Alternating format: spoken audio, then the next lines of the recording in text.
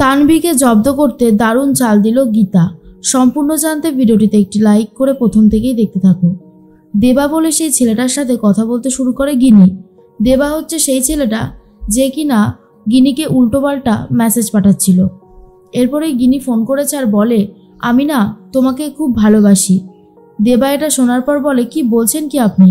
গিনি তখন বলে, কেন, আমি কি কিছু ভুল বলেছি? আমি সত্যি এতটাই ভালোবাসি না তোমাকে, কি বলবো। আমাকে না তুমি অনেকগুলো জিনিস দেবে। হ্যাঁ, আমি না খুব ডায়মন্ড পরতে ভালোবাসি, সোনাও ভালোবাসি, তবে ডায়মন্ড পরতে বেশি ভালোবাসি। আমি তোমাকে কতগুলো নেকলেসের ছবি পাঠাবো, তুমি আমার জন্য কিনে এনে দেবে, কেমন? আর একটা বড় গাড়ি, ইম্পোর্টেড কার আমার কিন্তু লাগবেই, দিতে হবেই হবে। আর এটা শোনার পরে পুরো অবাক হয়ে গেছে সেই দেবা, আর কিছু বলতে পারছে না, আর বলে, এসব কি বলছেন, আমার তো মাথাতেই ঢুকছে না। গিনি তখন বলে, কেন? দেখো, তুমি তো আমাকে ভালোবাসো, তুমি যখন আমাকে ভালোবাসো তখন এই জিনিসগুলো তো দিতেই হবে, বলো। ভালোবাসায় জিনিস দেওয়া নেওয়া না করলে কি আর হয়? দেবা বলে, এতগুলো জিনিস লাগবে? গিনি তখন বলে, এখনও তো অনেক কিছু বলিনি। আমি না মুখার্জি বাড়িতে আর থাকতে চাই না, তুমি আমার জন্য একটা আলাদা ফ্ল্যাটের ব্যবস্থা করো, আমি আলাদাভাবে তোমার সাথে সংসার করব। আর এই জিনিসগুলো যদি তুমি একবার করতে পারো তাহলে আর যা হবে না, দারুণ দারুণ মজা হবে। শুধু তুমি আমার জন্য এইগুলো অন্তত একটু করে দাও, ব্যাস, তাহলেই কেল্লা ফতে। এরপরে সেই দেবা বলে ছেলেটা বলে, এত কিছু জিনিস চাই, একটু সময় তো লাগবে। গিনি তখন বলে, দিয়েছি তো, আর কত সময় চাই? আরে বাবা, সময় তো দিয়েই চলেছি, এইটুকু তো করতেই হবে তোমাকে। কাল সকাল 10টা নাগাদ তুমি আমার সাথে দেখা করো, আমি তোমার সাথে দেখা করতে চাই, কেমন?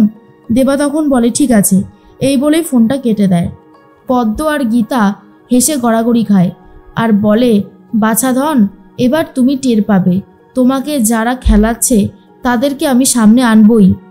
গিনি বলে, হ্যাঁ রে গীতা, আমি তো তোর কথা মতো কাজ করছি, সব ঠিক থাকবে তো শেষ পর্যন্ত? গীতা তখন বলে, তুই আমার কথা শুনে যখন কাজ করছিস, তোর কি মনে হয় ঠিকঠাকভাবে হবে না কিছু? সব হবে, তুই শুধু একটু ধৈর্য ধর, বাকিটা সব আপনা-আপনি ঠিক হয়ে যাবে। একটা কথা মনে রাখবি, যারা এই নোংরা চক্রান্তটা করেছে তাদের বিরুদ্ধে গিয়ে আমরা সঠিক সত্যটা সামনে আনার চেষ্টা করছি। এর মধ্যেই গনসা উকিল চলে এসেছে আর তাকে দেখে গীতা জিজ্ঞেস করে, বাবা, তোমার চোখ মুখ দেখে মনে হচ্ছে কিছু একটা হয়েছে, কি হয়েছে? সব ঠিক আছে তো? আর তখনই গনসা উকিল বলে, জানিস তো মা, এখন না আমার আর বাড়িতে আসতে ইচ্ছে করে না, বড় মেয়েটার এই অবস্থা দেখে খুবই ভেঙে পড়েছি। এরপরে গীতা বলে, তুমি তোমার বড় মেয়েকে দেখতে পারবে যে সে সংসার করছে আর সে মুখার্জি বাড়িতেই ফিরে গেছে, তবে তার জন্য একটু লাগবে সময়, একটু সময় আমাকে দাও, দেখো আমি সবটা ঠিক করে দেব। ও এখানে কি আর সারা জীবন থাকবে? ওকে তো শ্বশুর বাড়িতে যেতেই হবে। তখনই গণেশবাবু বলে, আর তুই কি করবি? তখনই স্বস্তিক বলে, উনিও যাবেন আমার সাথে উনি সংসার করবে, কি তাই তো? আমি গীতাকে ভালোবাসি, যে কোনো পরিস্থিতিতে ওর হাত যদি যে কেউ ছেড়েও দেয়, আমি ওর হাত শক্ত করে ধরে রাখবো, আমি ওর হাত কখনো ছাড়বো না। ওকে আমি স্ত্রীর সম্মান দিয়েছি, স্ত্রীকে কি কখনো ছাড়া যায়? সব সময় ওনাকে কি করে আগলে রাখতে হয় সেটা আমি জানি।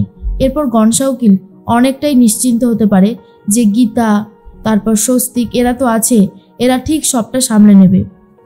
এর মধ্যেই দেবা ফোন করেছে তানভী মুখার্জিকে আর বলে, ম্যাডাম, আরে আপনি যাকে বলেছিলেন না ফোন করে ডিস্টার্ব করতে, আরে সেই মেয়েটা তো আমাকে ফোন করে বলছে ও নাকি আমাকে ভালোবাসে, আর আমার কাছ থেকে দামি দামি উপহার চাইছে, ফ্ল্যাট চাইছে, গাড়ি চাইছে, ডায়মন্ডের নেকলেস চাইছে, সোনা দানা চাইছে, আমি এসব কি করে দেব? তখনই তানভী বলে, আচ্ছা, তার মানে শেষ পর্যন্ত এইসব আসল রূপটা তাহলে বেরিয়েই আসলো। এর মধ্যেই সাত্বিককে ডাকতে শুরু করেছে আর বলে, সাত্বিক, তুই তোর বউয়ের কাণ্ড কারখানা শুনবি? গিনি কি করেছে? গিনি দেবাকে ফোন করে দেবার কাছ থেকে বড় বড় সব উপহার চেয়েছে, ডায়মন্ডের নেকলেস, বিদেশি গাড়ি, ফ্ল্যাট, সব কিছু। বুঝতে পারছিস তো যে কতটা সাংঘাতিক তোরটি? আর এরপরেই তানভী মুখার্জি বলে, শোনো দেবা, আমি তোমাকে সব কিছুই দেব, তুমি ওর মনের মধ্যে লোভগুলোকে আরও বাড়িয়ে তোলো, তারপরেই তো হবে আসল খেল। এর মধ্যেই দেবা তখন বলে, ঠিক আছে, কাল সকাল 10টার সময় উনি আমার সাথে দেখা করতে চেয়েছে। তখনই তানভী বলে, ঠিক আছে, বাকি খেলাটা শুরু করে দাও। এর মধ্যেই সাত্বিক ফোন করেছে গিনিকে আর বলে তোমার আসল রূপটা তাহলে বেরিয়েই আসলো। গিনি তখন বলে এসব তুমি কি বলছো সাত্বিক, আসল রূপ আবার কি, আমি তো বুঝতে পারছি না।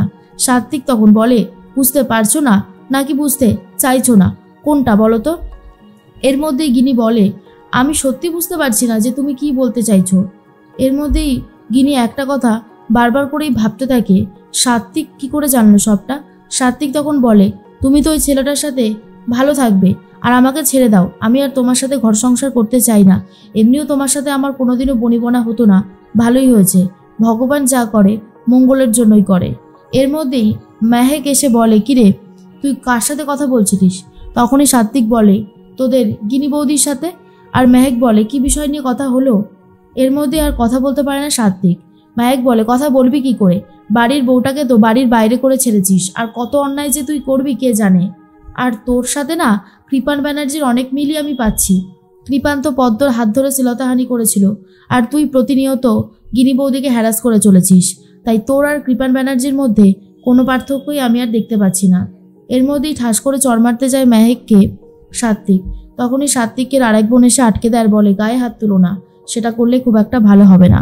এর মধ্যেই গিনিকে খুব সুন্দর করে সাজিয়ে দিতে থাকে গীতা আর বলে আজ তুই কেল্লাফাতে করবি, বুঝেছিস? আজ ওই তানভি মুখার্জির মুখটা জাস্ট দেখার মতন হবে। গিনি বলে আমার খুব নার্ভাস লাগছে রে গীতা, সেই ছেলেটা কে যে এত বড় গেম খেলছে? গীতা বলে আমার তো মনে হয় তোর কলেজের জীবনের কেউ হবে, মানে তোর কোনো বন্ধু বা তোকে যে ভালোবাসতো সে হবে, যে তোর বিষয়ে অনেক কিছু জানে। আমি খুব ভালো মতনই আন্দাজ করছি, কিন্তু দেখা যাক, তুই আয়নায় দেখ তোকে কি সুন্দর লাগছে। আর দাঁড়া পদ্ম, একটা দিদির ছবি তুলতো। আর ছবিটা তুলে দিয়েছে। তখনই গিনি বলে ছবি দিয়ে কী হবে? এরপরে গীতা বলে ছবিটা আমি জামাইবাবুর কাছে পাঠিয়ে দেব। বলতে বলতেই ছবিটা পাঠিয়ে দেয়। সাত্বিক তখন ছবিটা দেখে গীতাকে ফোন করে বলে কী হয়েছে, হ্যাঁ ছবি পাঠিয়েছো কেন? গীতা তখন বলে কারণ আপনার স্ত্রী তো এখন অভিসারে যাবে তার জন্য। আর তখনই সাত্বিক বলে আসল রূপটা তাহলে বেরিয়েই আসলো। ছি, ভাবতেও অবাক লাগে, তোমরা এরকম ক্যারেক্টারলেস, আমি ভাবতেই পারছি না। আর তখনই গীতা বলে মুখ সামলে কথা বলুন, পর্দা তো খুলবেই, কিন্তু কার পর্দা খুলবে সেটাই এখন বড় কথা। এরপর ফোনটা কেটে দেয়। গীতা গিনিকে বলে তুই একদম ভয় পাবি না, তোর সাথে আমরা সবাই আছি, তোর এখনই সময় হয়ে গেছে বেরোনোর, বেরিয়ে পড়। এর মধ্যেই তানভি মুখার্জি দেবাকে ফোন করে বলে শোনো, তোমাকে আমি সমস্ত জিনিসগুলো পাঠিয়ে দিয়েছি, যে সমস্ত জিনিসগুলো গিনিকে দেবে সবটা ছবি তুলে রাখবে। আর আমারও লোক ঠিক করা আছে, সবটা ব্যবস্থা করাই আছে, যেমন যেমন বলেছি ঠিক তেমন তেমনই যেন হয়। কিন্তু তানভি জানে না এই জিনিসগুলো দিতে গিয়ে সে গীতার কাছে ধরা পড়তে চলেছে।